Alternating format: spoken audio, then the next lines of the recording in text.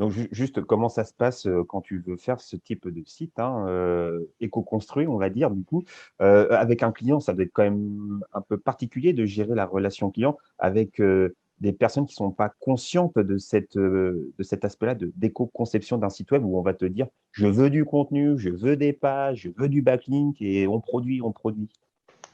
Et bah, de toute façon, c'est qu'aussi il y a une autre partie du métier du développement qui est pas juste d'être, acteur et producteur. Il y a aussi une partie tout ce qui est une partie conseil, en fait.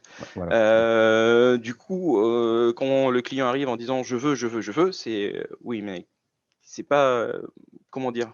C'est pas: «Je veux du contenu», c'est, «Je veux être bien positionné pour vendre un bon produit» et c'est là la différence. C'est que les experts, alors normalement, hein, les experts, c'est plutôt nous et les clients sont demandeurs d'une expertise. C'est donc à nous, experts, de leur fournir le côté justement expertise et le côté, d'avoir bien réfléchi à tout ça et de dire: «Attendez, ce que vous voulez, c'est pas forcément un site web, c'est plus une app. Ou attendez, vous me demandez une app mobile, mais en fait, ce que vous voulez, c'est une progressive web app». Et aussi, je pense que là, ça on rentre dans le vif du sujet, c'est aussi à nous, de conseiller tout ce qui est, l'accessibilité, l'éco-conception, l'éthique.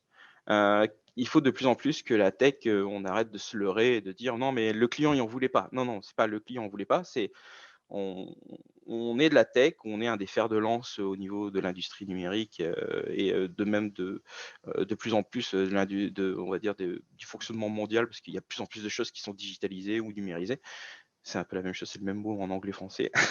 C'est toujours compliqué, digital avec un E et numérique. Et donc c'est, vraiment à nous de pousser ça vers le client et aussi de leur faire comprendre que, par exemple, si je prends l'éco-conception, il y a tout le côté RSE qui rentre en jeu pour eux. Et si je prends l'accessibilité, il y a tout le côté légal. C'est-à-dire que quand on doit faire un site web, on a comment ça s'appelle? Oui, il y a des choses obligatoires. C'est dommage que ce soit qu'on attende que ce soit obligatoire pour le faire, pour rendre des choses accessibles. Et l'accessibilité plus l'écologie, quelque part, on tend vers l'éthique, en fait.